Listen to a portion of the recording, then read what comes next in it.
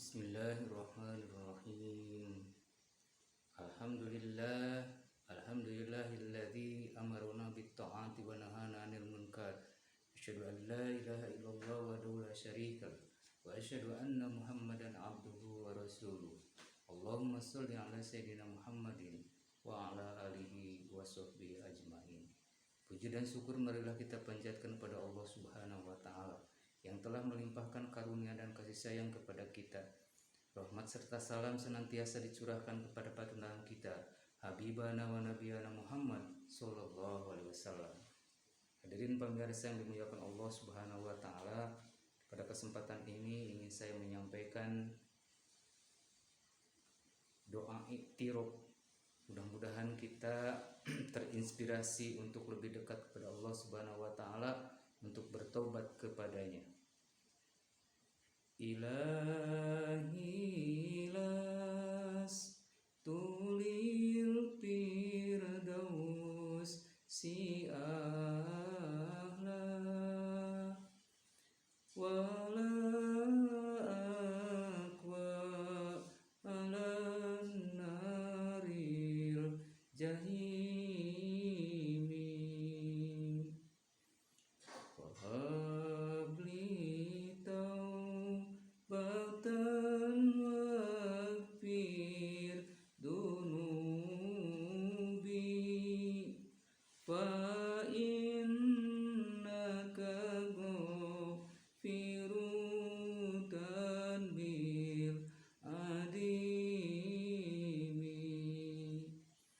wahabli taubatan waghfir dunubi fa innaka ghafirun bil adimi.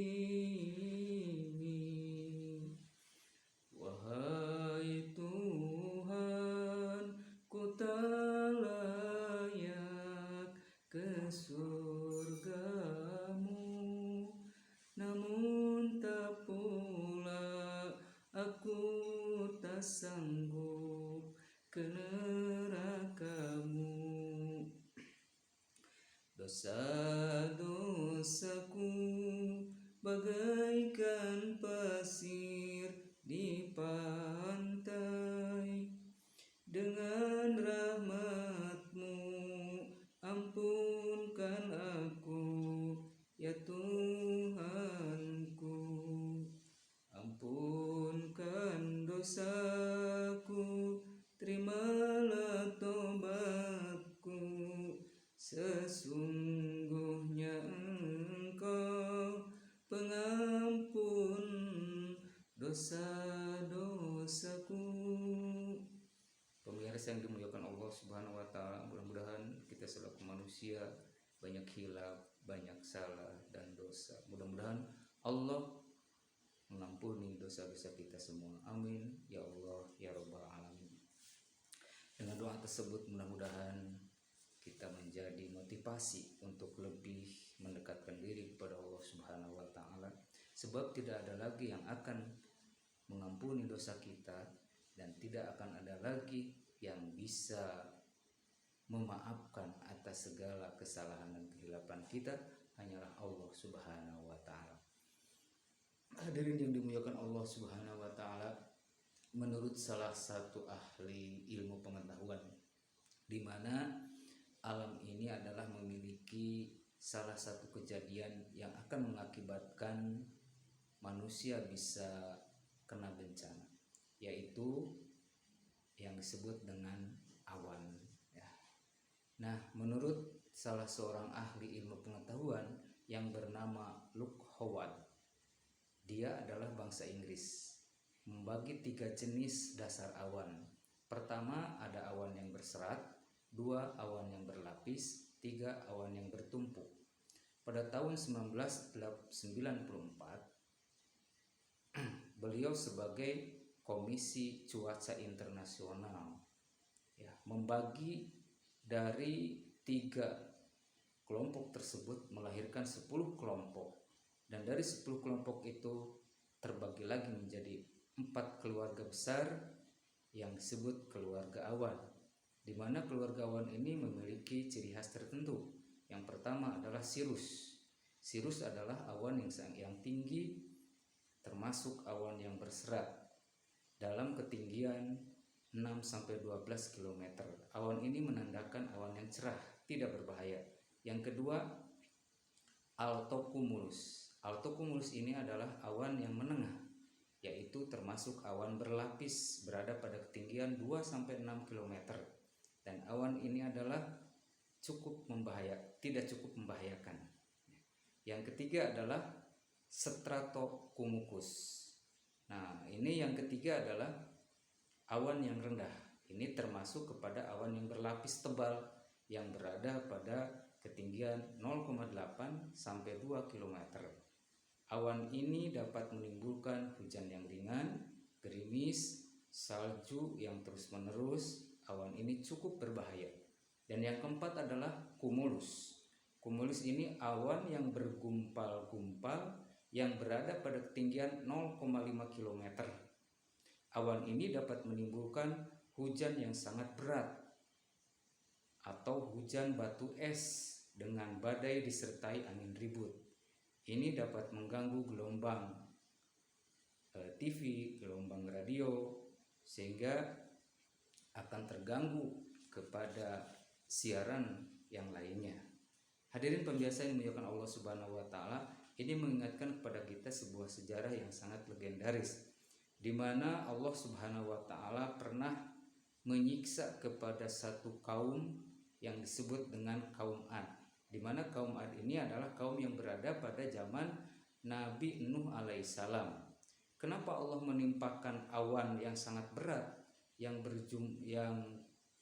berat sekali pada saat itu, ya, dengan tertutupi dengan awan yang gelap, sehingga menimbulkan badai angin yang sangat besar, kemudian menimbulkan pula adalah air bah yang naik ke permukaan, sehingga pada waktu itu mampu menenggelamkan umat kaum Ad pada waktu tersebut.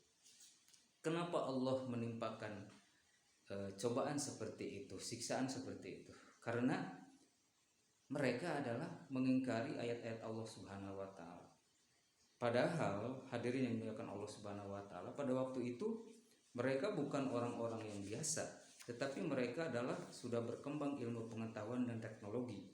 Karena oleh Allah Subhanahu wa taala diberi kelebihan, dia bisa menerka cuaca pada jam sekian, pada waktu hari ini, minggu yang akan datang akan terjadi misalnya musim kemarau, musim hujan, kemudian musim gugur.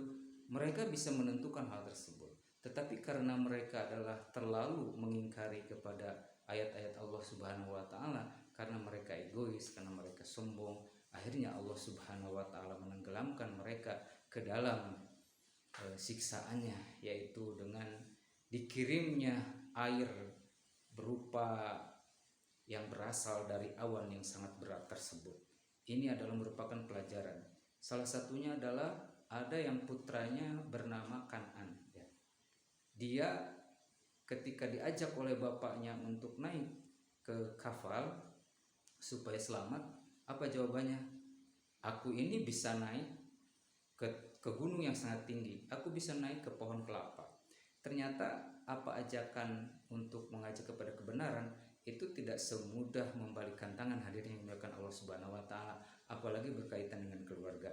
Inilah kita harus bersabar dalam menyampaikan ajaran agama kepada keluarga kita, terutama adalah keluarga yang sangat dekat, yaitu keluarga sekasur, sesumur, dan selembur.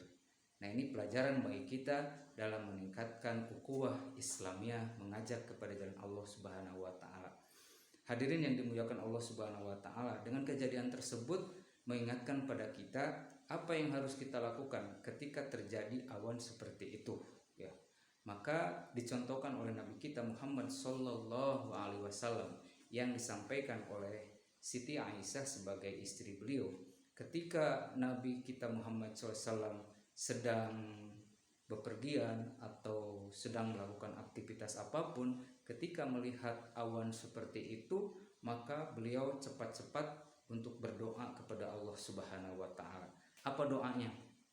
Doanya adalah Bismillahirrahmanirrahim. Allahumma inna na'udzubika min syarri ma arsalta bihi. Yang artinya, ya Allah, aku berlindung kepadamu dari keburukan yang kamu kirimkan melalui awan itu.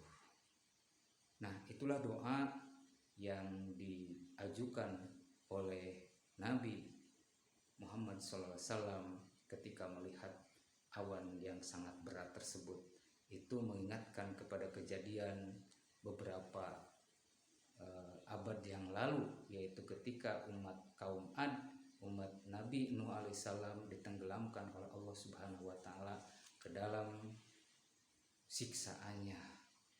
Mudah-mudahan dengan adanya peringatan tersebut kita lebih hati-hati, kita lebih waspada bahwa alam ini adalah berbicara pada kita seperti yang telah Allah gariskan kepada kita semuanya. Saksikanlah bahwa tanda kebesaran Allah itu adalah memberikan jalan kepada kita untuk lebih mendekatkan diri kepada Allah Subhanahu wa taala dengan adanya awan, dengan adanya angin. Semua adalah merupakan pelajaran bagi kita. Akhirnya itu yang bisa saya sampaikan. Mohon maaf yang sebesar-besarnya.